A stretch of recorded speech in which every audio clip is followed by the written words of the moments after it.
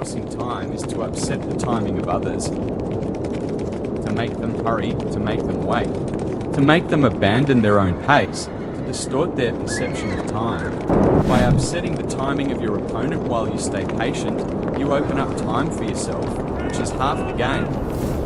In 1473, the great Turkish Sultan Mehmed the Conqueror invited negotiations with Hungary to end the off-and-on war the two countries had waged for years.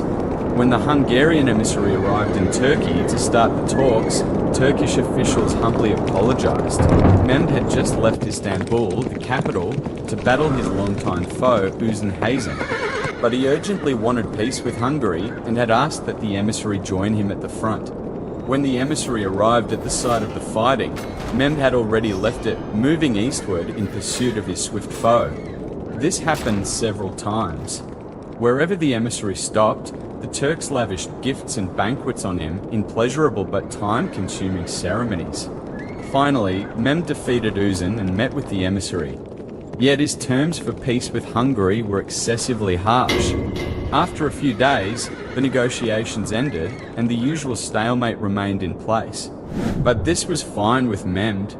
In fact, he had planned it that way all along, plotting his campaign against Uzun. He had seen that diverting his armies to the east would leave his western flank vulnerable. To prevent Hungary from taking advantage of his weakness and his preoccupation elsewhere, he first dangled the law of peace before his enemy, then made them wait all on his own terms. Making people wait is a powerful way of forcing time, as long as they do not figure out what you are up to. You control the clock, they linger in limbo and rapidly come unglued, opening up opportunities for you to strike. The opposite effect is equally powerful. You make your opponents hurry. Start off your dealings with them slowly, then suddenly apply pressure, making them feel that everything is happening at once. People who lack the time to think will make mistakes, so set their deadlines for them. This was the technique Machiavelli admired in Cesare Borgia, who, during negotiations, would suddenly press vehemently for a decision, upsetting his opponent's timing and patience. For who would dare make Cesare wait? Joseph Jouvin, the famous art dealer, knew that if he gave an indecisive buyer, like Rockefeller, a deadline, the painting had to leave the country. Another tycoon was interested in it. A client would buy just in time. Freud noticed that patients, who had spent years in psychoanalysis without improvement, would miraculously recover just in time if you fixed a definite date for the end of the therapy. Jacques Lacan, the famous French psychoanalyst, used a variation on this tactic.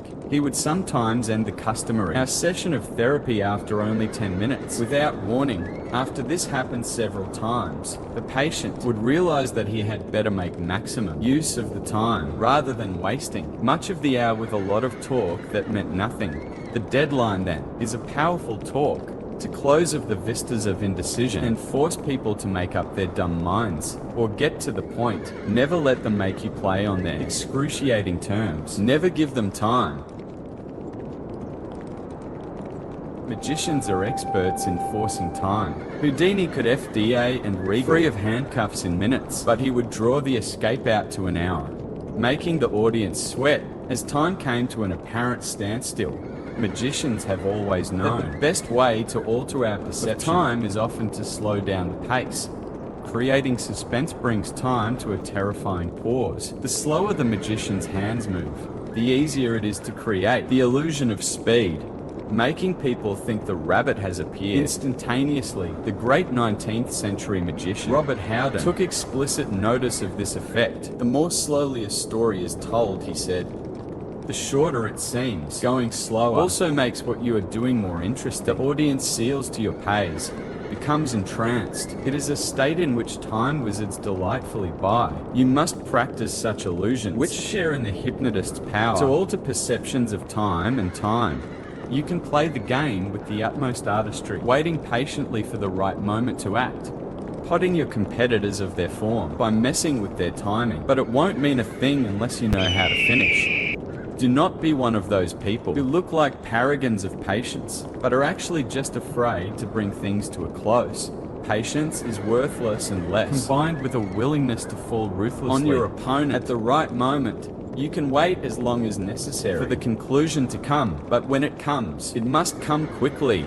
Use speed to paralyze your opponent, to cover up any mistakes you might make. With the patience of a snake charmer, you draw the snake out with calm and steady rhythms. Once the snake is out though, would you dangle your foot above its deadly head? There is never a good reason to allow the slightest hitch in your endgame. Your mastery of timing can really only be judged by how you work within time, how you quickly change the pace, and bring things to a swift and definitive conclusion.